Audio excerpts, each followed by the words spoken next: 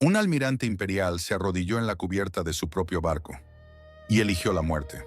No murió en batalla, no murió bajo las balas de los enemigos. Se suicidó porque la alternativa era insoportable. Rendir su espada a ella, una mujer, una ex cortesana de los barcos flotantes del Río de las Perlas. Una figura que el Imperio Qing se negaba a nombrar en los registros oficiales sin una mezcla de pavor y humillación. Su nombre era Zheng Yizhao. En Occidente la llamaban Qin Shi, y en el apogeo de su reinado, ella comandaba más de 1.800 barcos de guerra, 80.000 guerreros, una red de extorsión que sofocaba el comercio de 3 imperios al mismo tiempo. Barba Negra, aquel terror del Atlántico que entró en la leyenda, tenía 4 barcos, 4.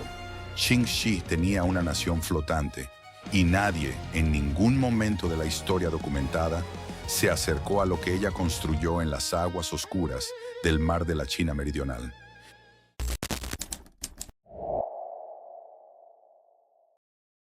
El sur de China, a finales del siglo XVIII, era un lugar donde nacer pobre era una sentencia. La dinastía Qing controlaba un imperio colosal, pero sus costas se estaban pudriendo por dentro. El 75% de los puestos militares costeros operaban con 10 soldados o menos. Muchos tenían apenas 2 hombres entre el océano y las aldeas de pescadores hambrientos. En esas mismas aguas, el comercio internacional explotaba. Barcos cargados de seda y plata cruzaban el delta del Río de las Perlas con regularidad insolente. La única puerta legal era Cantón, una ciudad donde riqueza y miseria se miraban a los ojos, sin que nadie hiciera nada. Fue aquí donde nació Xiyang, alrededor de 1775.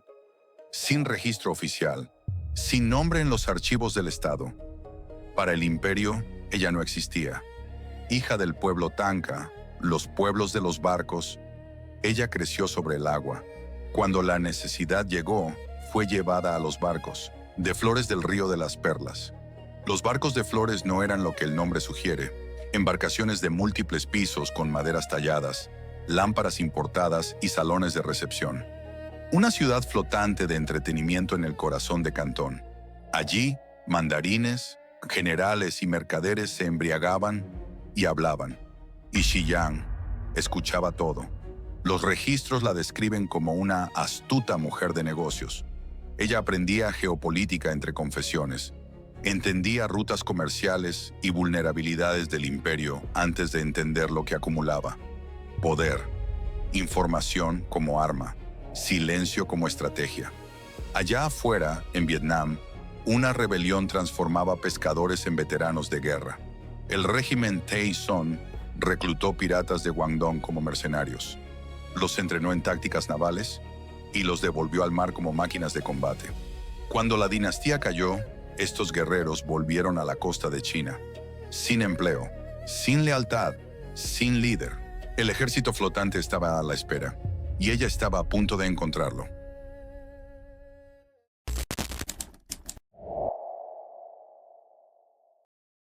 Zheng Yino era un pirata común. Él venía de un linaje criminal que dominaba el mar de la China Meridional desde hacía décadas. Comandaba entre 200 y 600 barcos. Era veterano de las guerras de corso vietnamitas y un señor de la guerra con músculo militar suficiente para intimidar a cualquier armada provincial.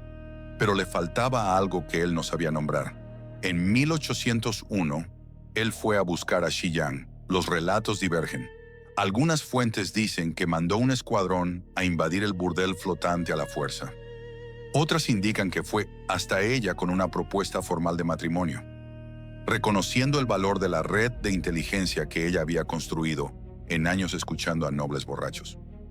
De cualquier forma, Xiyang no aceptó cualquier posición.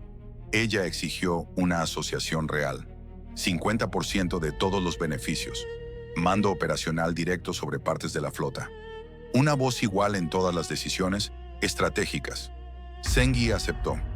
Al sellar el acuerdo, ella se convirtió en Zheng Yizhao. En Occidente la llamarían Qin Shi, pero esos nombres escondían lo que ella realmente era, la arquitecta de algo que el mundo nunca había visto. Juntos, ellos no apenas piratearon. Ellos construyeron un monopolio. Recorrieron la costa convenciendo, coaccionando y aterrorizando a jefes piratas rivales para unirse a una única confederación. En 1805, eso se hizo oficial. La Confederación Pirata de Guangdong, subdividida en 6 flotas tácticas, cada una bajo una bandera de color diferente: rojo, negro, blanco, azul, verde, amarillo. En pocos meses, la armada combinada alcanzó entre 40.000 y 70.000 guerreros y más de 400 embarcaciones de guerra. Para tener la dimensión de eso, Barba Negra aterrorizó el Atlántico con 4 barcos y 300 hombres. Toda su operación cabría en un único sector de la flota roja de Qing, Shi, y entonces, en noviembre de 1807, Zheng Yi murió. Algunos registros dicen que fue un tifón. Otros, heridas de combate en Vietnam. Los archivos no concuerdan, pero el efecto fue inmediato y devastador. 5 almirantes, 5 flotas enteras, cada uno con efectivos suficientes para una guerra particular, y ninguno inclinado a obedecer a una viuda cuyos orígenes se remontaban a los burdeles flotantes. Cualquier otro habría retrocedido.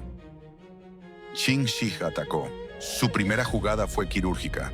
Se acercó a Shan Bao, el hijo adoptivo de Zheng Yi, un joven pescador que el Lord Pirata había capturado y promovido a la posición de comandante táctico favorito de las tropas de choque. Shan Bao era el ídolo de los soldados. Con él a su lado, cualquier motín de las bases sería un suicidio. Ella lo nombró su lugarteniente supremo en el mismo día. Después convocó a los almirantes y no pidió, explicó. La red logística, las rutas de Minomeishomeshfon, comercio, los almacenes de suministros, la inteligencia de Cantón, todo estaba en sus manos. Sin ella, la Confederación moriría de hambre antes de ser destruida por los imperiales. Los 5 almirantes cedieron. Zheng Yi Zhao fue nombrada, formalmente, soberana jefa de la Confederación Pirata del Sur de China. Pero ella no paró en el dominio militar. Ella transformó el crimen en sistema. Todo barco que cruzara las aguas del sur de China, desde el menor pesquero hasta las masivas naves mercantes europeas, estaba obligado a comprar un pasaporte de protección, una licencia emitida por los propios piratas. Barcos con el documento navegaban en paz. Barcos sin él eran confiscados, sus tripulaciones vendidas o mutiladas. Ella instaló puestos de cobro dentro de los propios puertos continentales chinos, aduanas piratas operando en plaza pública, con la eficiencia burocrática de una nación europea, e identificó el punto más sensible del imperio: la sal. El monopolio de la sal era la columna vertebral fiscal de la dinastía Qing, tan vital como el aire, tan pesada como el hierro, tan lucrativa como la seda pura. Qin Shi bloqueó las rutas gubernamentales y asumió el control de la distribución en el sur de China. El propio emperador en Pekín era ahora en la práctica obligado a negociar con ella para que la sal llegara a las provincias. Una cortesana sin registro en el imperio estaba cobrando impuestos del emperador. Ella también creó una constitución. El Código Penal de la Flota de la Bandera Roja era el más rígido ya registrado en la historia de la piratería. Deserción, muerte. Saqueo no autorizado en aldeas aliadas, muerte. Desobedecer una orden en combate, muerte. Pero la lealtad era recompensada. La habilidad militar abría puertas para el ascenso. Para un labrador miserable de la dinastía Qing, unirse a la flota de Qin Shi era, paradójicamente, uno de los únicos caminos para una vida mejor. Cada pieza estaba en su lugar. El emperador en Pekín tardó demasiado tiempo en entender lo que crecía en sus costas. Cuando entendió, ya era tarde.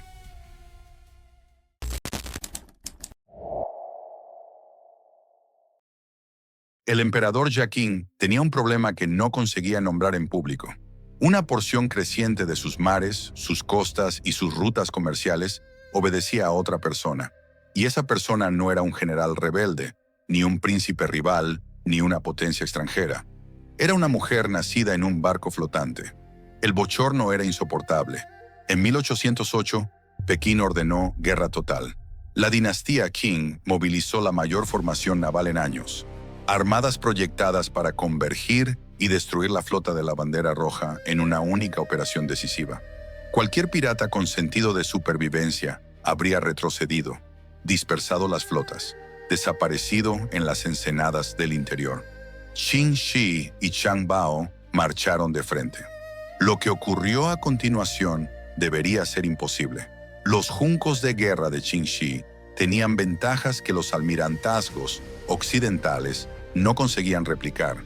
Fondos planos que permitían navegar en aguas poco profundas donde las fragatas británicas encallarían. Compartimentos internos estancos que impedían naufragios rápidos, incluso bajo bombardeo pesado, como cámaras blindadas conteniendo los daños dentro de sí. Velas de bambú articuladas que podían ser ajustadas en pleno combate como persianas, mientras los galeones europeos luchaban contra el viento como edificios de 8 pisos, intentando hacer una curva.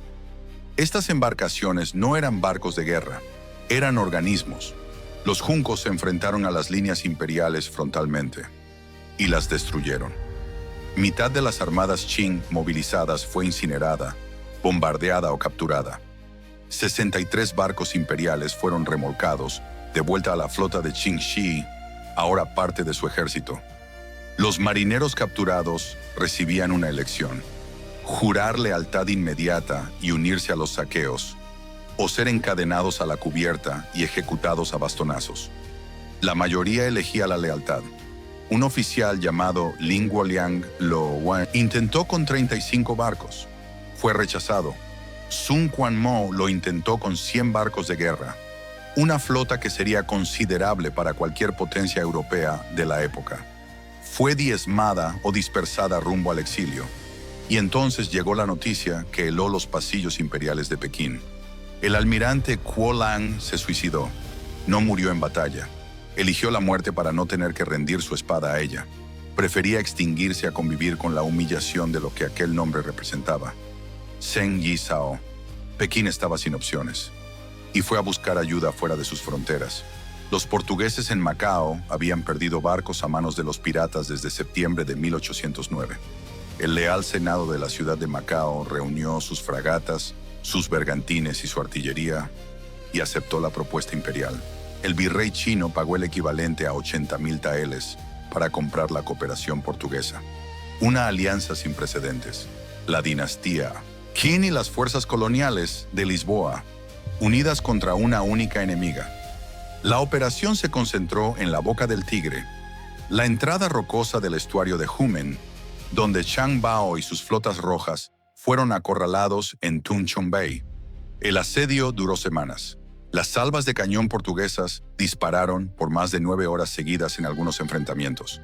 Los guerreros de Zhang Bao eran fustigados de todos lados, con la flota imperial Qing en el flanco opuesto, que registran las crónicas con ironía histórica. Frecuentemente se negó a entrar en combate cuando más era necesario. La ración de los piratas acorralados era arroz hervido, cuando había arroz. A veces orugas. El oficial inglés Richard Glasspool, capturado por los piratas y mantenido como rehén en esa misma flota por meses, dejó registros viscerales del periodo. Describió incursiones salvajes, disciplina brutal y un liderazgo que infundía terror real en todos a su alrededor. Entonces los portugueses soltaron los brulotes, barcos incendiarios, empapados de sustancias combustibles y mechas llameantes. Fueron lanzados contra la masa compacta de juncos encallados en la ensenada. Si el fuego alcanzara los cordajes de bambú y las velas resecas, sería el fin. Los hombres de Qin Shi no retrocedieron. Con ganchos de abordaje y barquitos ligeros, ellos agarraron los brulotes en llamas, extinguieron las llamaradas y redireccionaron las quillas ardientes. De vuelta, contra los bloqueadores. Las flotas coligadas reclamaron trofeos, más de 15 juncos destruidos, segmentos de la flota roja quebrantados. Zhang Bao había perdido mucho, pero el liderazgo escapó. Qin Shi estaba intacta, y ella ya sabía, con una claridad que a sus enemigos todavía les demoraría entender, que la batalla más importante de esa guerra nunca había ocurrido en el mar. Ocurriría en una mesa de negociación, y ningún cañón del mundo le impediría ganarla.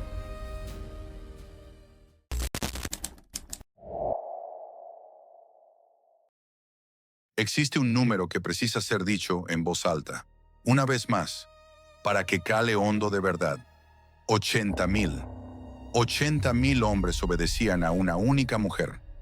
Una flota mayor que los ejércitos permanentes de buena parte de las naciones europeas de la época. Una organización con impuestos propios, leyes propias, rutas de comercio propias y una constitución penal más rígida que cualquier código pirata ya registrado en la historia documentada de la humanidad.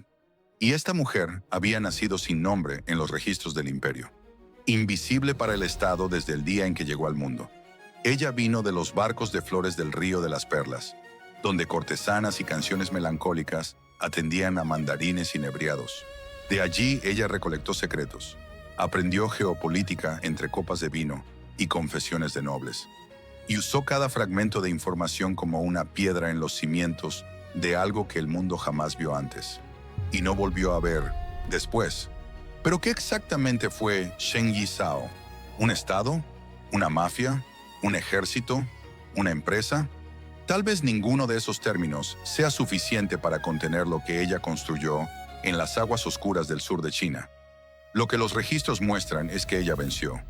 En todos los sentidos en que es posible vencer.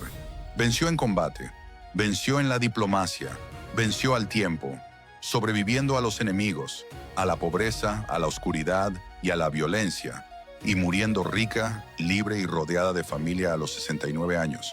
Y aún así, Barba Negra se volvió fantasía, parque temático, franquicia de cine. Qingxi es una nota al pie.